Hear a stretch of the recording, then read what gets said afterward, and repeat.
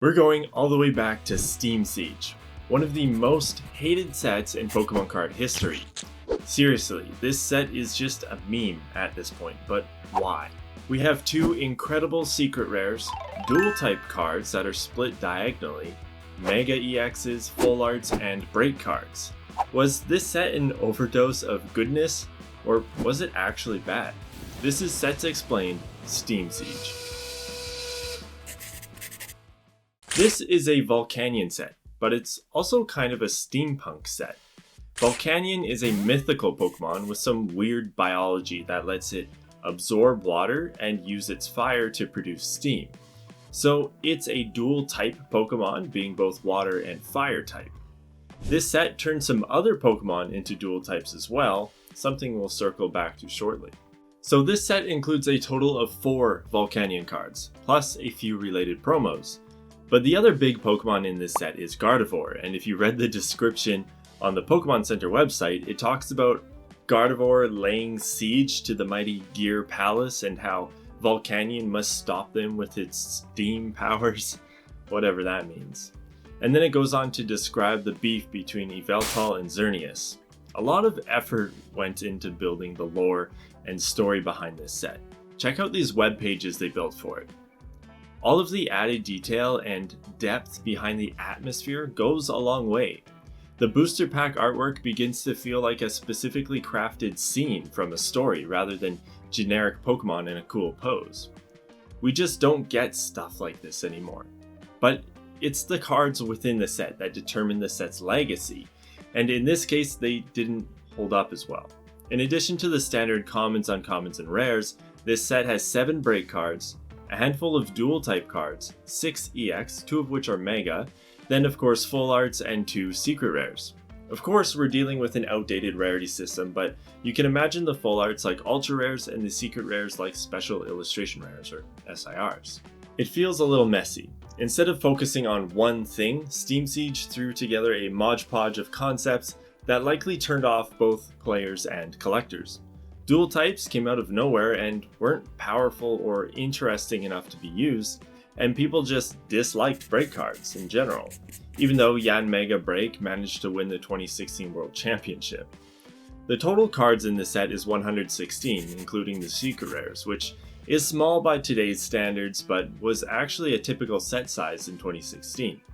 This set has some nice cards and some cool Pokemon like Gardevoir and Steelix, but it was probably hard to get people excited over Volcanion, a new and unfamiliar Pokemon. Steam Siege would have been a huge bang, but it flopped. That's one of the reasons I have these. I forgot to mention it earlier, but Steam Siege was released in August 2016. I found this in my local Walmart collecting dust in 2021. That's 5 years later. And this just happens sometimes. Pokemon Go was also criticized when it came out, and to this day, I occasionally find Go products dirt cheap. But I've always kind of liked Steam Siege, so I bought them. Each comes with 3 packs and either a Volcanion pin or a shiny Gardevoir pin. These triple pack blisters came with either a Rayquaza promo or an Azelf promo. Then the single blisters have a Floret and a Lucario promo. Each comes with a Fennekin coin or a coin featuring the Gen 3 starters. I've also seen some images where they come with a Kyogre coin. The 2 theme decks named Gears of Fire and Ring of Lightning feature Volcanion and Hoopa, respectively. These are Cracked Ice exclusives, and the decks also come with matching coins and deck boxes. The Elite Trainer box features Volcanion on the front and comes with matching accessories, but nothing special, no promo. And then some binders, but that's it for specific Steam Siege products. Even though these promos technically aren't part of the Steam Siege set, I think they are worth mentioning. This one could be found in the 2016 Collector's Chest. The Volcanion EX was found in the Volcanion EX tin. Oh, and this Volcanion, Yanmega, Clawitzer, and Hoopa were the pre-release promos for Steam Siege.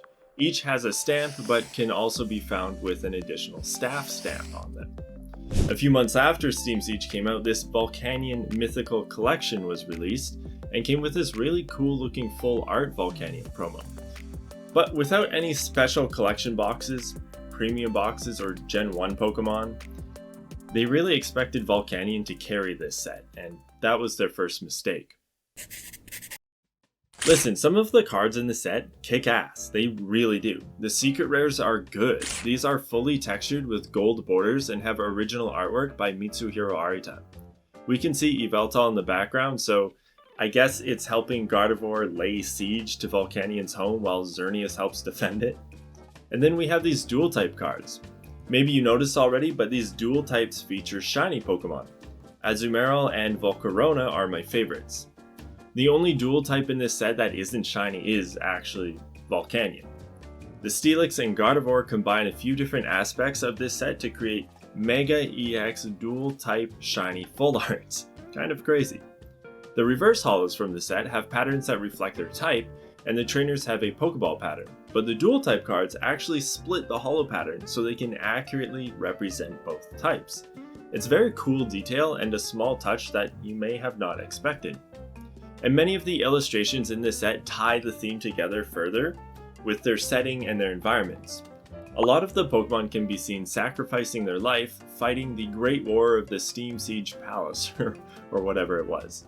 Chimchar is one of my favorites, having disabled an entire enemy outpost by removing one of the cogs with its mouth. I love it when artwork ties a theme together like this, even though there's a dark undertone of war, which feels unusual for Pokemon as a franchise. Although many of the Pokemon are seen in a generic field or forest scene, and then there's this Ponyta, which is trapped inside a stable. Kind of sad.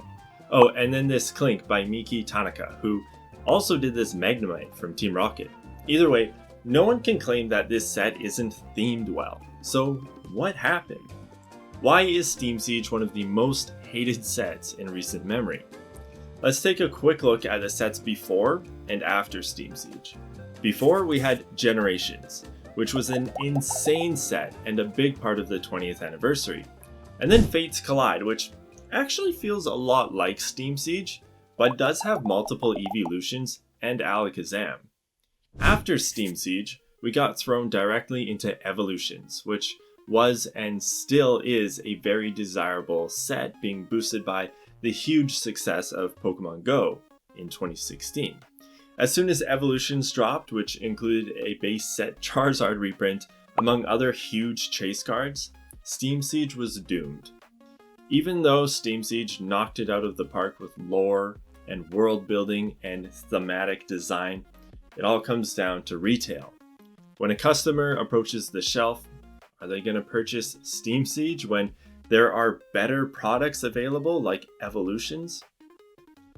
No. I think Steam Siege was a good set. It was just released in the middle of a Generation 1 hype cycle, and I hate to say this, but it didn't have a Charizard to be invited to the cool kids table. This was a simple case of being in the wrong place at the wrong time. Something we just recently observed with Journey Together.